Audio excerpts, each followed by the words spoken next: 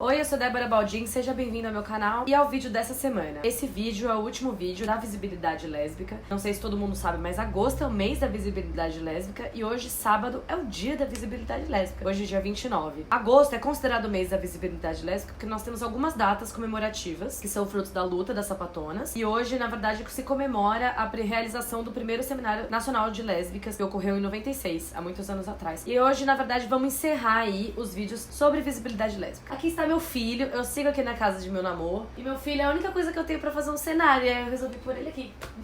E o vídeo de hoje vai ser um vídeo resposta a um comentário que eu recebi aqui no canal ao vídeo passado. O vídeo passado eu fui indicando algumas criadoras de conteúdo sapatonas aqui da internet. Eu acho que esse comentário ilustra muito do que a gente enfrenta sendo LGBT e tentando discutir política, né? Porque não sei se todo mundo que me acompanha aqui no canal sabe, na verdade eu acho que bem menos gente aqui no canal sabe disso. A maioria de vocês chegou aqui na época da eleição, né? Na época das eleições em que eu tava discutindo muito a política nacional. Mas eu não surgi na internet criando conteúdo sobre política necessariamente. Assim, e é uma dicotomia pedagógica que eu tô fazendo aqui, porque eu acho que essa dicotomia não existe. E é sobre isso que esse vídeo de hoje vai falar. Por que essa dicotomia é pedagógica? Porque quando eu falo de política nacional, as pessoas geralmente entendem que diversidade sexual e discutir o que as pessoas do campo de esquerda gostam de dizer pejorativamente, né? Mas a gente sabe que essa divisão também é importante, né? Pra entender a cooptação liberal de certas partes das nossas agendas identitárias. Ou seja, grupos como os LGBTs, grupos de negros e negras, indígenas, grupos que estão aí reivindicando a partir das suas comunidades a sua agenda de luta. Mas por que isso não deixa de ser política, é o que a gente vai falar no vídeo de hoje? O comentário é esse aqui, vou pôr aqui na tela.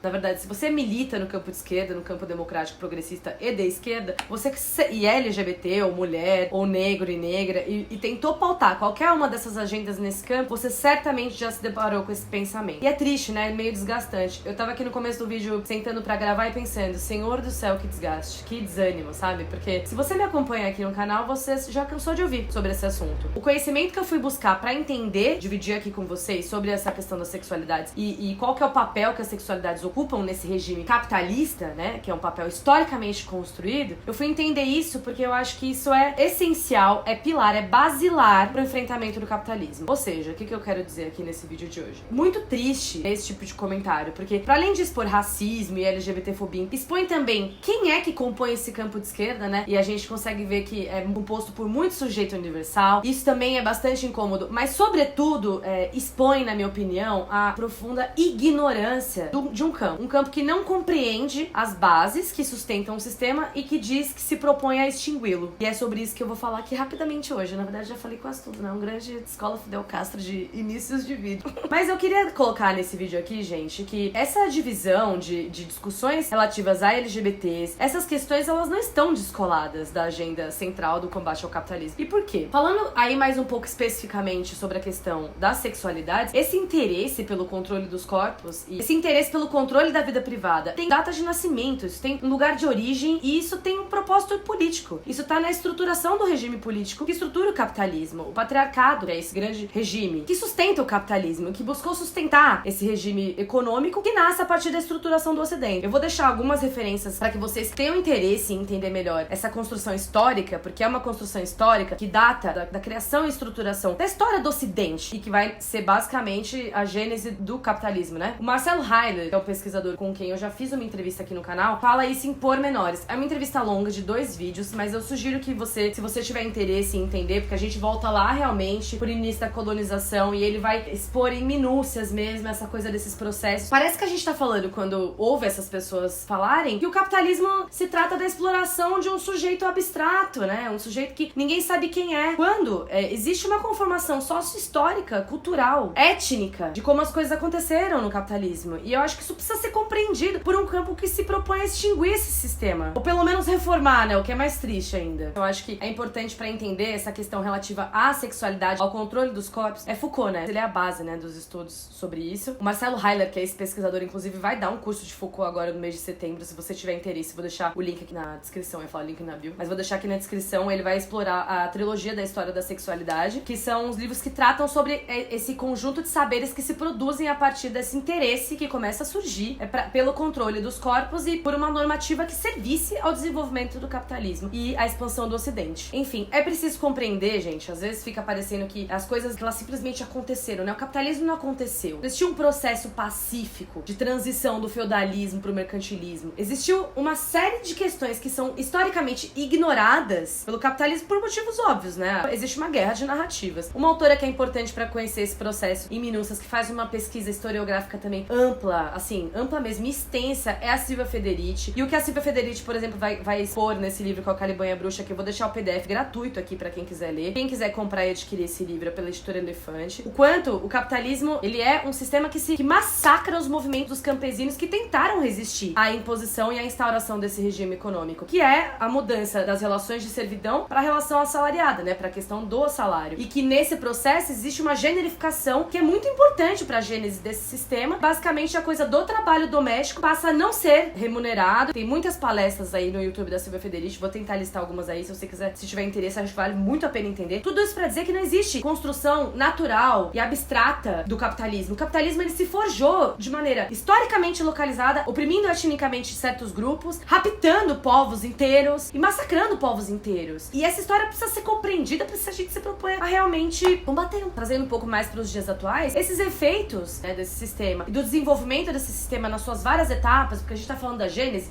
mas muita coisa vai acontecer nesse meio tempo, enfim. A Revolução Industrial vai acontecer, muita coisa vai acontecer depois. A gente enxerga hoje na vida dos LGBTs, né? Com a questão do trabalho, por exemplo, se você quiser ver também um vídeo que eu recomendo muito, é um vídeo que eu vi sobre LGBTs e a luta de classes, em que o Renan, que é um camarada do PCB, tá discutindo lá com a Dimitra Vulcana, no canal Doutora Drag, sobre essa questão dos LGBTs e da questão de classe, porque isso se expressa assim no modo como os LGBTs se relacionam com a questão do trabalho, como acessando trabalho precário, e para além disso existe também o que a gente sabe que é uma dificuldade enorme do acesso, por exemplo, das pessoas ao mercado de trabalho formal, né? Uma exclusão completa. Isso é uma questão.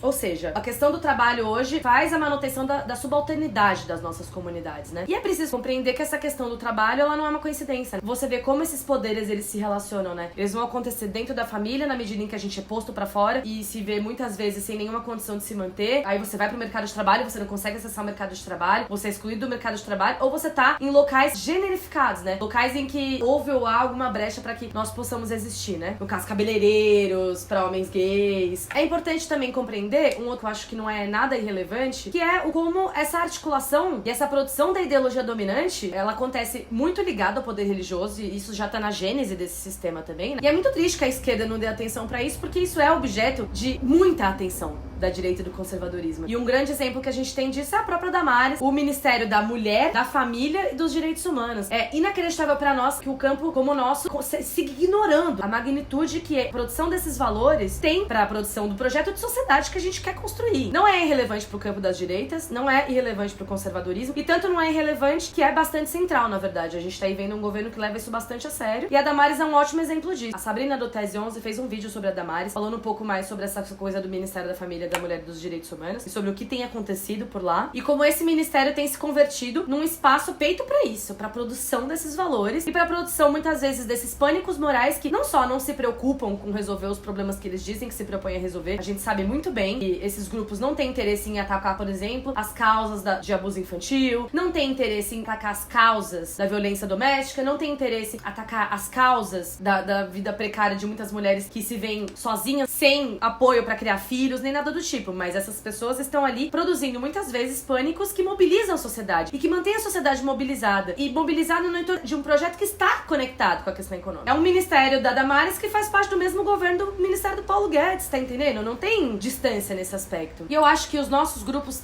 produzem e têm produzido saberes e lutas que são valiosos e importantes pra destruição desse sistema que vocês estão aí dizendo que se propõem a destruir. Não existe projeto de destruição ou de combate ao capitalismo que não leve em consideração as pessoas que estão resistindo ponta da violência desse sistema. É óbvio que existe uma cooptação liberal, sim, dessas agendas. A cooptação liberal também não é uma coincidência. Ela é um objetivo em si mesma. A ideia é retirar a potência revolucionária que esses grupos têm, porque uma vez que nós, sapatonas, sigamos existindo, nós ameaçamos a ordem burguesa, nós ameaçamos a ideologia burguesa na sua origem, na sua base. É sobre isso. Um projeto de sociedade que se proponha a extinguir o capitalismo precisa passar por uma mudança segurança desse conjunto de valores. E precisa compreender que contém nós, vivos, existindo na nossa pluralidade. Essa normatividade, ela não serve a ninguém. Tem uma pesquisa do PNAD que a Sabrina até cita no vídeo, falando que, tipo, nem 43% das famílias no Brasil são compostas pelo ideário, né, da família burguesa e tal, do pai, da mãe, não sei o quê. Esse ideário, ele é uma farsa, ele não existe, a gente sabe que não existe. Mas esse é um ideário que segue sendo reproduzido como se fosse realmente a grande bandeira. E aí esses grupos se propõem e geram esses pânicos morais e fazem a renovação dessa ideologia levantando essa bandeira. Então, acho que é muito óbvio, pelo menos é muito transparente pra mim, que um projeto de sociedade que combata o conservadorismo, que combata a direita, que combata esse projeto de exploração e morte do capitalismo, é um projeto em que nós estejamos vivos, em que negros e negras estejam vivos, e que quilombolas, indígenas possam viver em suas terras, e que a gente possa preservar o planeta e viver em paz. É sobre isso. A visibilidade lésbica é importante por causa disso. Nós precisamos de mulheres sapatonas, lésbicas, visíveis, todas vivas, existindo na nossa pluralidade. É sobre isso o projeto anticapitalista. Esse canal se mantém com uma plataforma de apoio. Eu não me mantenho esse projeto com publicidade, então apoie esse canal, por favor. Me siga nas redes sociais e a gente se vê na próxima.